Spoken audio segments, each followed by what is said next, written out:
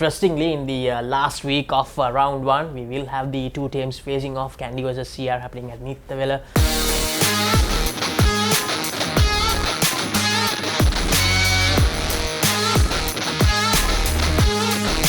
Now, Kevin, moving on to the Sri Lankan club rugby scene, the Nippon Paint Rugby League is happening at the moment, and we have had 6 weeks of action-packed rugby.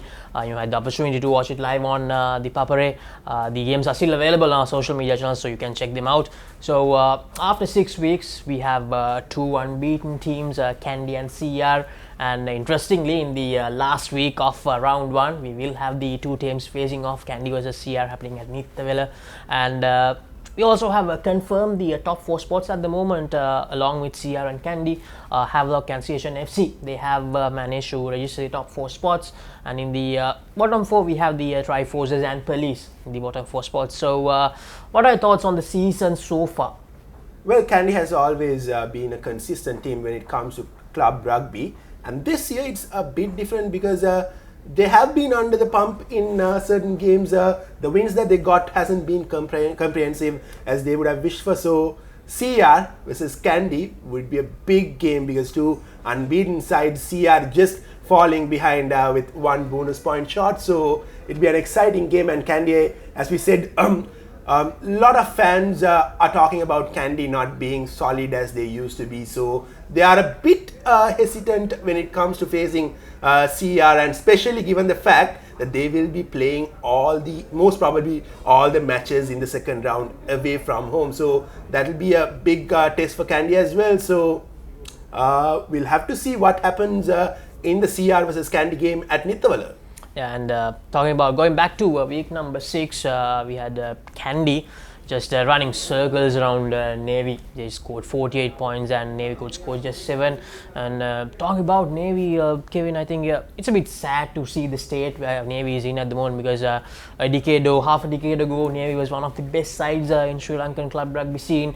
I mean, I was there at Valisara during that game, and it was practically empty, the ground, because earlier when it was a game between Kandy and Navy during the 2010s, at Valisar especially, it's always been jam-packed. But things have changed. I mean, yes, they had a massive situation last year when most of their players moved away from Navy and joined other clubs, especially CHN FC.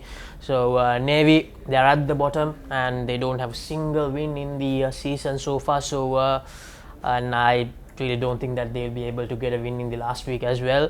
So they have a lot of regrouping to do. And going into the CR versus Havelock's game, I think it was very close last week. Havelock, they led for majority of the game, but then just at the end, CR showed why they are one of the 2 unbeaten sides. Well, it was a game similar to the Kandy versus Havi's game, because Havi's dominated a lot than their counterpart, but unfortunately they just couldn't get that final touch and final win. So Havi's will be really disappointed how this season have turned around for them, especially that CH game that they played at Havelock's under rainy conditions. They would have really won it, and so they'll be really disappointed, and they will be dark horses in that second round because they have nothing to lose. They have already lost 3 games in the first round, so they will be coming all guns blazing. So Kandy and CR have to watch out for them, especially Kandy, because they'll be playing at Havelock Park. Yes, indeed, and it will be really interesting because, as you mentioned, Kandy will most probably have to play all their 3 games in the cup segment away from home, because they played all those 3 games at home. I mean, they will play against CR, that also at Nittavela, as you mentioned earlier. So it will definitely be very interesting, and CH, Havelock and CR, they will definitely push Kandy into their limits, because Kandy, some of the fans are right, I believe, because they have not been that consistent Kandy side, because they had some of the most close calls in the last few years during this season. But then again, as CR managed to escape from Havelock, Kandy, they managed to get out of those situations, so they are still unbeaten. But I believe it's going to be really close when we go into the Cup segment. And in the player segment, I think Police, they are the top side, I believe, but Army and Air Force, they have been there and thereabout. Army, they had a lot of close games, but just couldn't get the job done in most of those games. And Air Force versus Army, in that game, Army they lost to Air Force. I mean, that was a bit of a shocker because Army, they have two of the best players, two of the best runners in the season when it comes to Ashan Banda, the skipper, and Lasantha Kumara. But Air Force, they played the waiting game. They made sure that they did less mistakes and they managed to get over the line.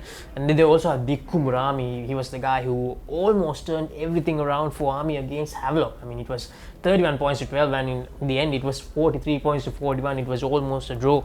So the Nippon Pen Club Rugby League is turning out to be really massive this year, and to be honest, it's very unpredictable at the moment. Even if Kandy wins the last game, or even if CR wins the last game, you might never know what will happen in that cup segment. So if we talk a bit about how the second round pans out, the 4 teams in the cup segment, they will play each other. So one team will get 3 games in the cup segment, and the same will happen in the plate as well. So we have 3 more weeks of exciting rugby action coming up. So make sure to stay tuned to Sri Lanka's #1 sports channel, Papare TV, to make sure that you catch all the live action of the Nippon Paint Rugby League. So from the domestic club rugby scene, we will move on to football. Kevin loves football, so we will move on to football after this commercial break.